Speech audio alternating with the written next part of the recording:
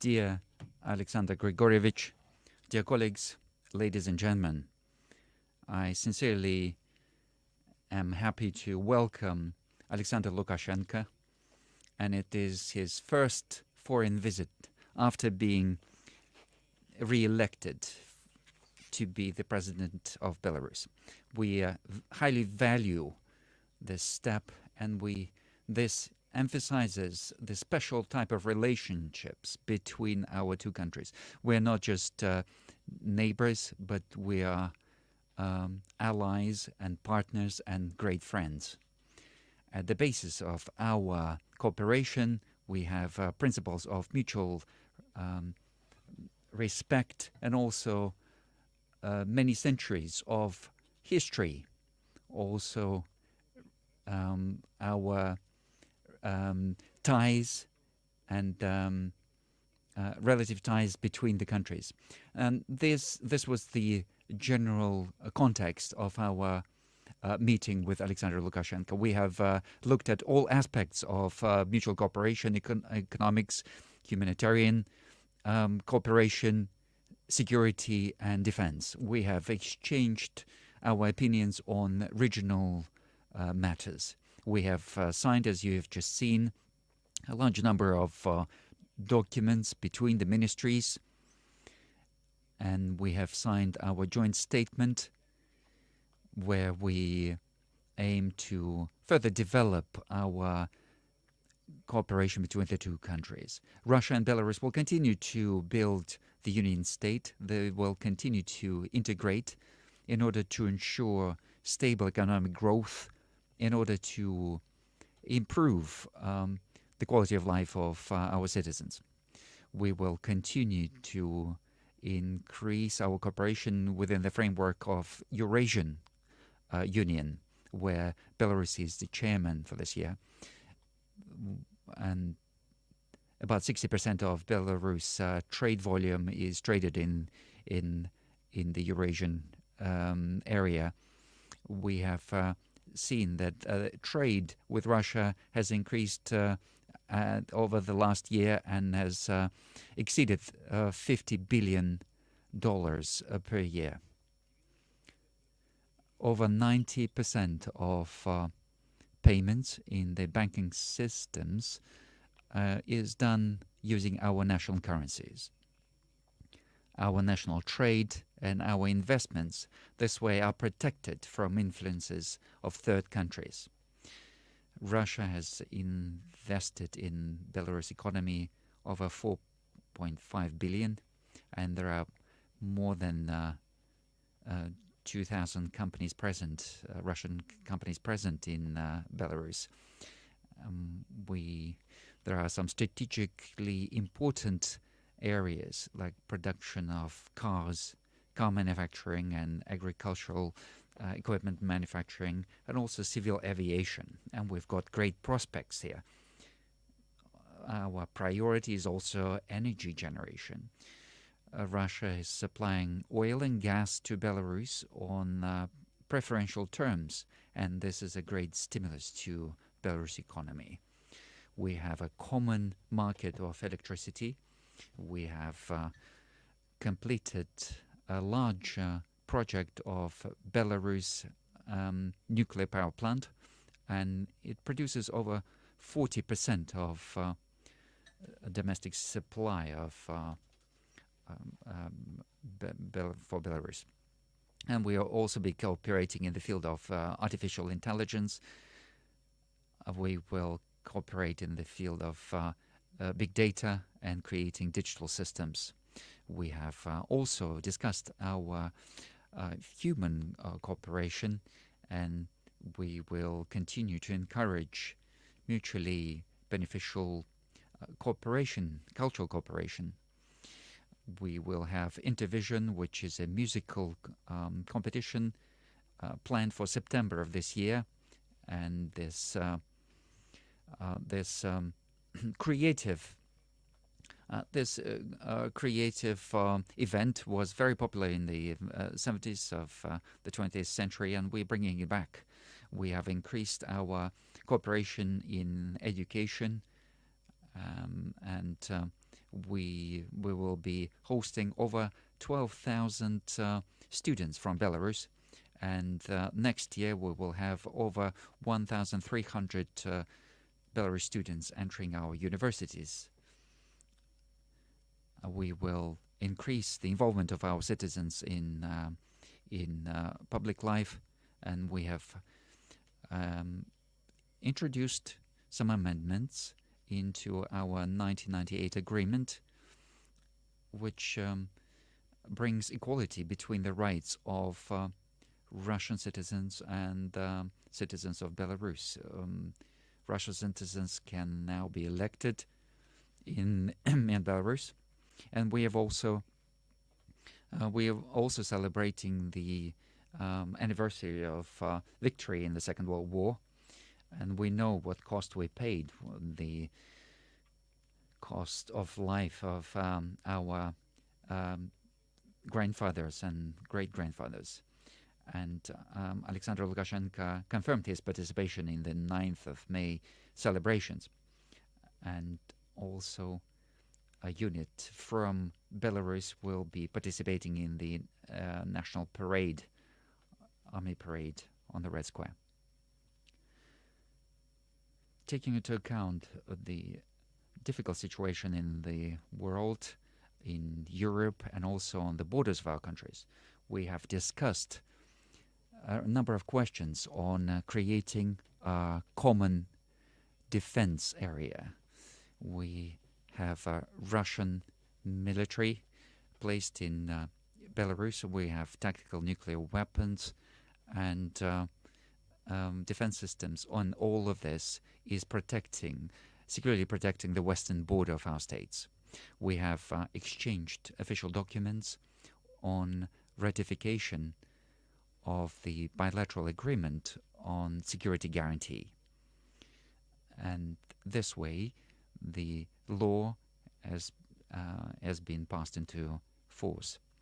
We are determining the union obligations, mutual obligations on protecting each other, using the full range of military arsenal. We have also discussed further cooperation on international arena, and our positions are aligned on the number of major issues. And also we talked about cooperation within the framework of CSTO and also cooperation within SCO, Shanghai Cooperation Organization, where Belarus has been accepted as a full member in last July. Also, Belarus has received a status of full member of BRICS. And I would like to again thank President Lukashenko for a fruitful meeting, and this will ensure further cooperation in several areas. Dear President Vladimir Putin, dear members of media, first of all, I would like to thank you, Mr. President, and also members of the government for this unprecedented level of organization of my state visit. Negotiations with the President of Russia, as always, were very fruitful, and we have completed only a third of our negotiations. We will continue tomorrow in order to sort out, not just to sort out our intergovernmental relations, but also to determine our prospects. We see that time is running out very fast, and we have to ensure that we outline our future steps. As Mr. President pointed out, we have looked at priorities of the Union State for the short and medium term. We have exchanged our opinions on global situation and also on the regional situation. We have confirmed the validity of an agreement that was signed in December last year on defense, mutual defense and security. We have discussed our prospects on our cooperation within Eurasian Union, and also cooperation within BRICS. And I'm very grateful, President Putin, because you have done everything that you promised. You've done everything that you promised to help us enter Shanghai Cooperation Organization and also BRICS. As partners, we have now the opportunity to work and live on this platform. We will be participating in the international dialogue on a number of matters with our delegations. Minister of Foreign Affairs has spoken on the major areas of our cooperation. You've always been an example for us, example of successful integration, how we should be working between the ministries. We have also talked about the conflict in Ukraine. We will work on this today and tomorrow with Mr. Putin. We have discussed the prospects, and I'd like to also say that we shouldn't be counting on too much, but we have to trust the facts. We just need to look at the facts. That's the most important thing. And all these statements and all these promises are just empty words for now. So we see some positive trends in the geopolitics, global geopolitics. Illegitimate sanctions of a number of states are still there, but they somehow helped us, and we agreed on this with President Putin. We see that the pressure is still on. However, we see that this pressure backfired and affected the countries that applied that pressure and applied those sanctions. And we are confident that we will be able to overcome that pressure with time. On the other hand, if we did not have these challenges, we would have had to invent them. They forced us to think about the importance of food security and sovereignty. Many issues that we thought to be insurmountable. For example, microelectronics, creating microchips. It turns out we did have resources which we undervalued. We have located them. We are developing them. President Putin, we value your support, which ensured access to your market, to the Russian market. We were able to rearrange our logistics. Whatever we used to sell through Latvian ports and Lithuanian ports, we are now redirecting through St. Petersburg port. We have completely rearranged our logistics, and we continue to work in this direction. The potential of our transportation system is great, and we will be using these opportunities. First of all, the opportunities that are provided by the railways. We have millions of tons of cargo, which we can load, first of all, in St. Petersburg. But it looks like maybe our railway is overloaded at this moment in time. Maybe we have to move to other ports. And we started to work on this, and we will keep improving it. We are grateful to you for the statement, for your promise to build a high-speed road to Brest to Moscow. And I said to President Putin that this is not my first election, but this is an indication of how people vote So you have east, you have west, just like in Ukraine. And we had 87%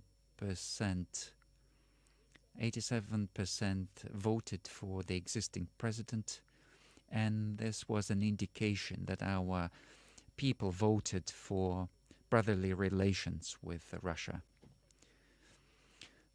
Belarus components are now used in airplanes and cars and lorries, and we see that our lorries have um, replaced Western equivalents. We know that um, clothes that are produced in Belarus are highly valued and known in Russia.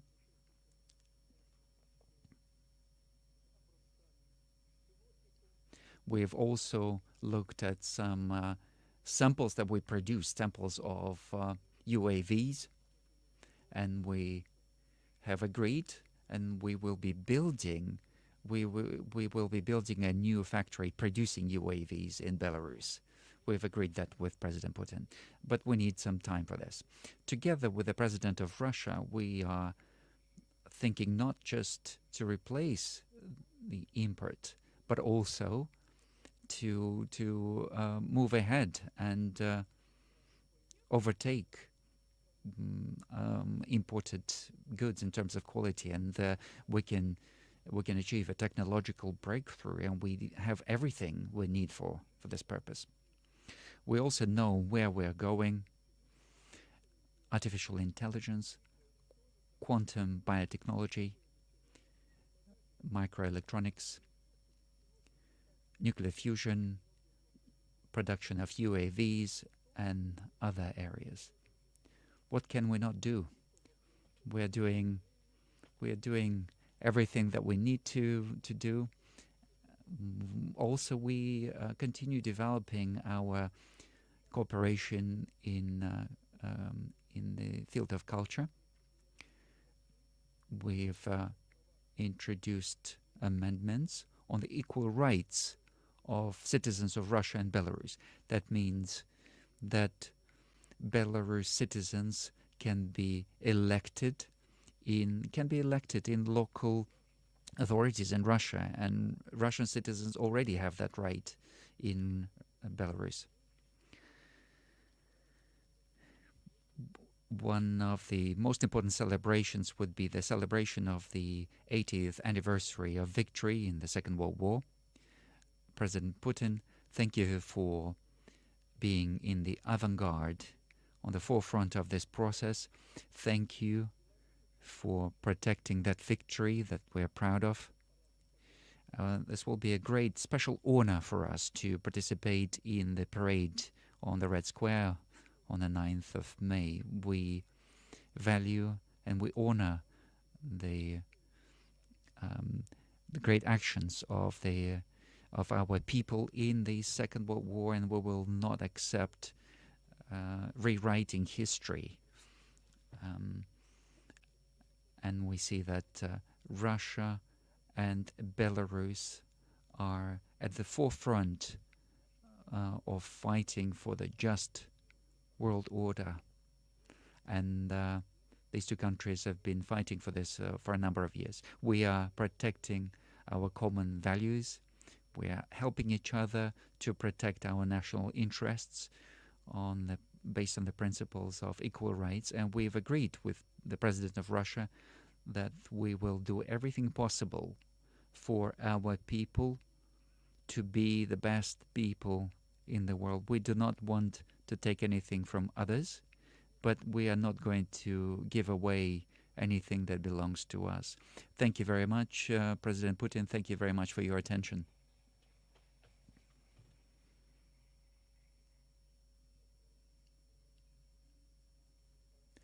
Now we give Russian media and Belarus media the opportunity to ask questions.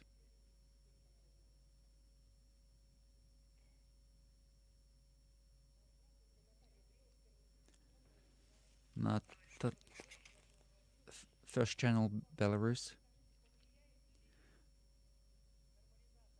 do you think that normalization of relationships between Moscow and Washington, do you think it will influence the Union state? Do you think Western companies will want to come back? And when they come back, do you think it will nullify our efforts on technological cooperation between the two countries? As for import replacement and all matters that are connected to this, with illegitimate restrictions, which are called sanctions, first of all, our so-called partners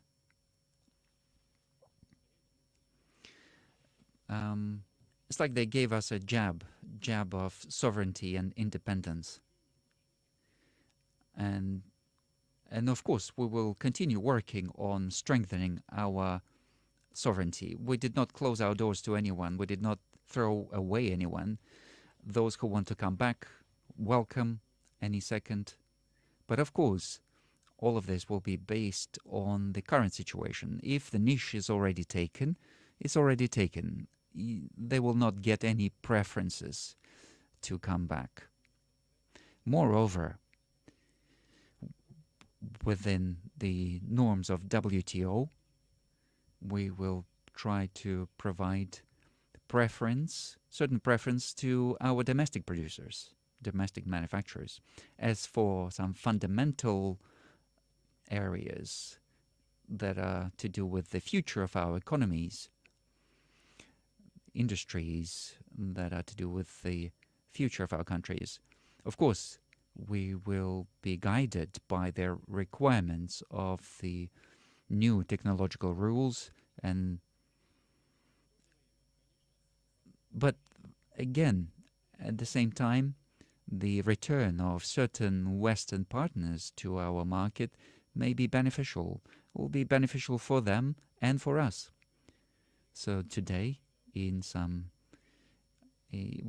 are discussing already, negotiating potential return of certain partners.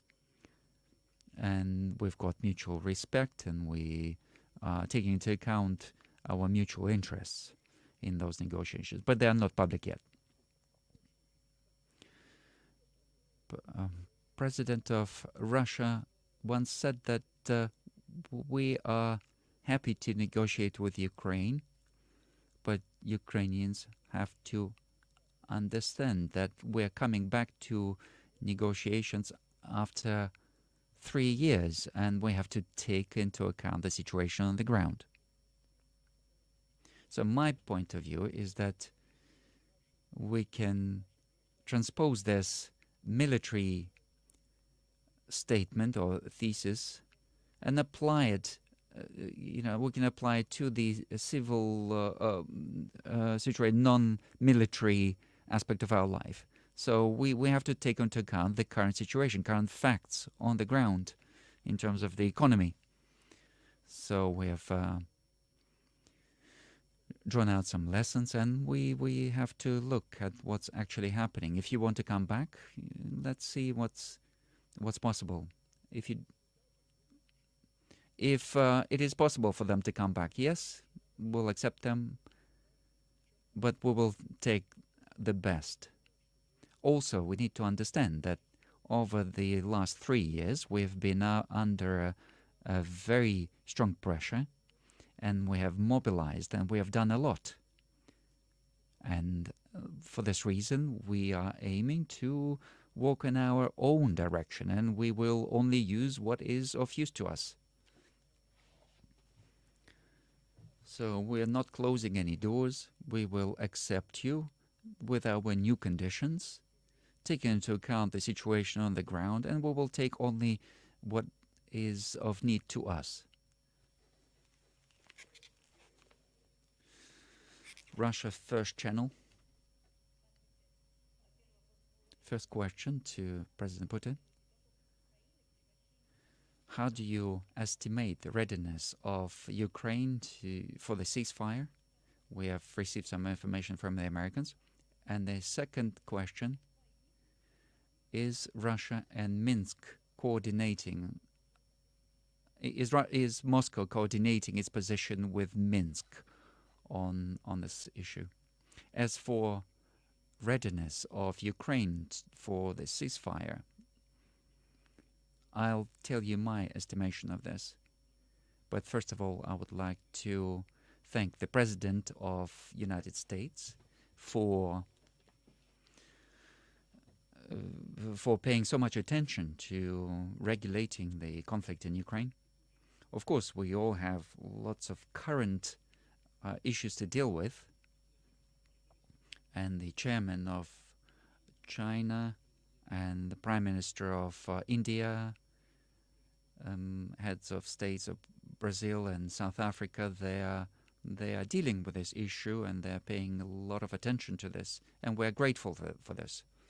And we're hoping that their activity, we understand that their activity is aimed at reducing loss of human life in the conflict. Secondly, we agree with the proposals for the ceasefire, but our position is based on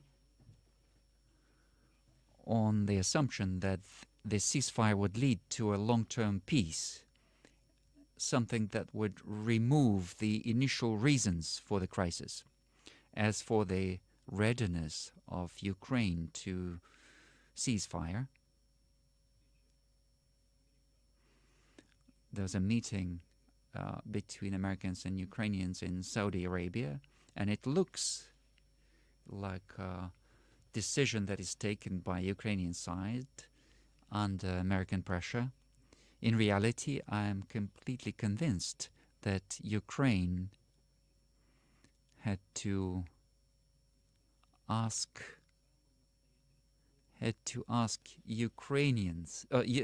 Americans insist on this based on the situation on the ground. And what is the situation on the ground? Some of you have noticed, maybe you've seen, that I went to Kursk region yesterday, and I listened to the report of the Chief of Staff, head of Sever Group, commander of Sever Grouping, on the situation in Kursk and the incursion into Kursk region. What is happening there? The situation there is completely under our control, and the grouping and the military grouping that entered that region is completely isolated and is under fire control. The commandment of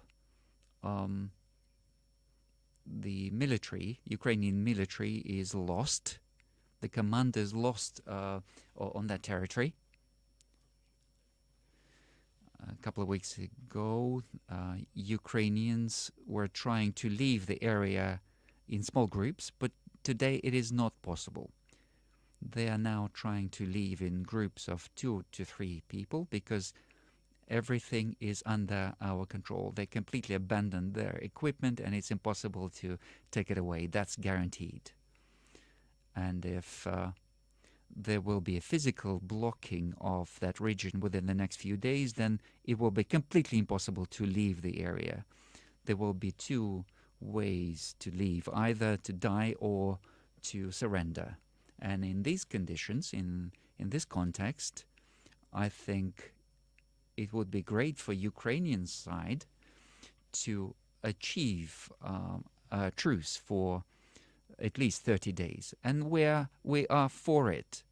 However, there's a nuance. First of all, so what is happening with that area of incursion in Kursk if we stop our military action for 30 days? What does that mean? That means that all the people that are there, military people, Ukrainians that are there, will have the opportunity to leave without the fight. We will let them go without all these people who committed crimes, or they're going to surrender. So that's unclear. How are we going to resolve other issues on the whole of the front line? And that's about 1,000 kilometers. And as you know, Russian military are now on the offensive on all areas of the front, and they're creating the conditions where they will be blocking or surrounding large formations of Ukraine. So how are they going to use these 30 days? Are they going to use it in order to continue the forced mobilization in Ukraine, in order to supply weapons to those areas, in order to newly mobilized units to undergo training, or none of this is going to happen? Then we have a question. How are we going to resolve the issues of control or verification? How can we be guaranteed that none of this is going to happen in the future? How are we going to control this? I think on the level of common sense, everyone understands this. This is a very serious question. Who is going to give orders to cease fire? And what is the value of these orders? Can you imagine about 2,000 kilometers? Who is going to determine who and where violated this agreement? That's an area of 2,000 kilometers. And then who is going to blame who? The violations of this agreement. All of these are questions that need to be thoroughly studied on both sides. So the idea in itself is correct and we support it, but there are questions that need to be discussed. And I think we need to discuss this with our American partners. Maybe we need to have a call with President Trump and discuss this. But the idea in itself to stop this conflict in a peaceful way, that's something that we support. I'd like to point your attention that President Putin has said more than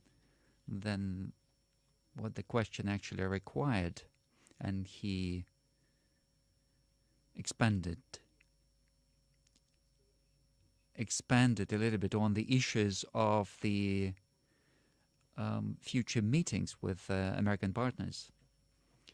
It's difficult to add anything, but I would like to say that we've got a single position with the Russian Federation.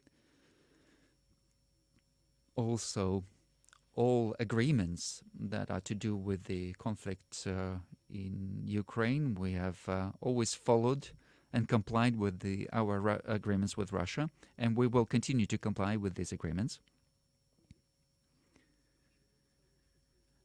It wasn't Russia or Belarus who were the main reason for what is happening there now.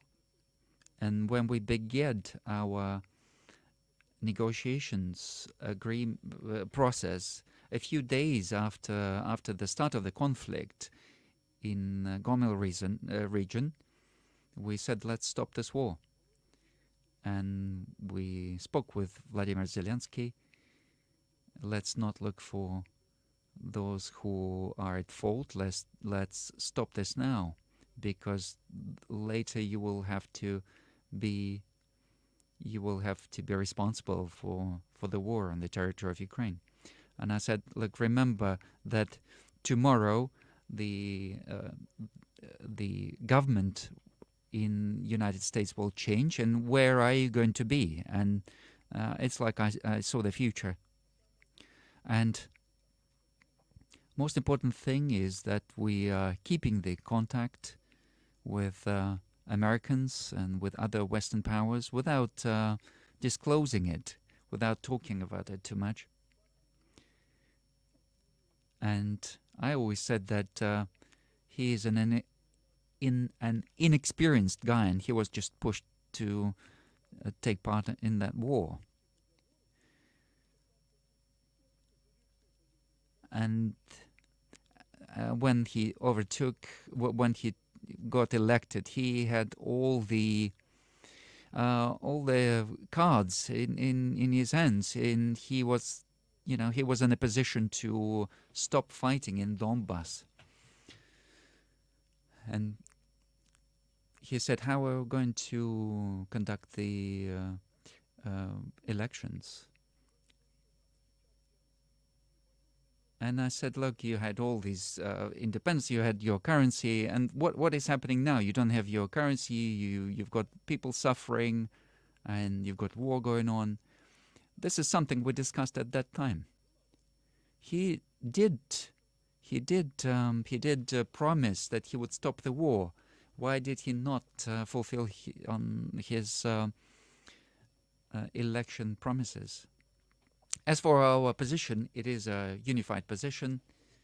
We have met with journalists, and I was talking about the future at the time when we had a meeting with journalists. And I said, if Russia and America agree on something, then it will be the end for Europe and for Ukraine. And we see that Europe is conducting itself in a very myopic way, not looking into the future. We know our interests, we know our goals, and we've discussed this with President Putin. We see that Zelensky was humiliated in the White House and everywhere else. He had to really think about sitting down and agreeing. You will see that nobody is going to help Ukraine. So at the beginning of the war, did the Americans ask anything about the minerals? No. But now they're talking about it. They never talked about it before. They will have to comply now. And they will take all of these minerals, and it doesn't matter if it's this president or the new president that comes, he will have to comply with these agreements. So let them think. So we are on the right side. I would like to add on the pipe for Europe. If Russia and America agree on something, indeed, if US and Russia agree to cooperate in the field of energy, then the gas pipeline to Europe can be provided, can be ensured. And this will be of use because they will then get cheap Russian gas. That's what I meant, yes. I understood you, yes. As for the situation on the ground that I mentioned, it is changing very rapidly. Yesterday, during the report, the commander said that Suja would be in our hands tomorrow, and this is what happened. And I would like to thank our soldiers for achieving this objective. And I'm sure that all of the objectives in this Kursk incursion area will be achieved, just like all the objectives on all the front line. So we are now taking over all of these small villages that are surrounding Suja, one by one. And depending on the situation on the ground, we will agree our next steps on how to stop this conflict, and also how to achieve acceptable terms for everyone.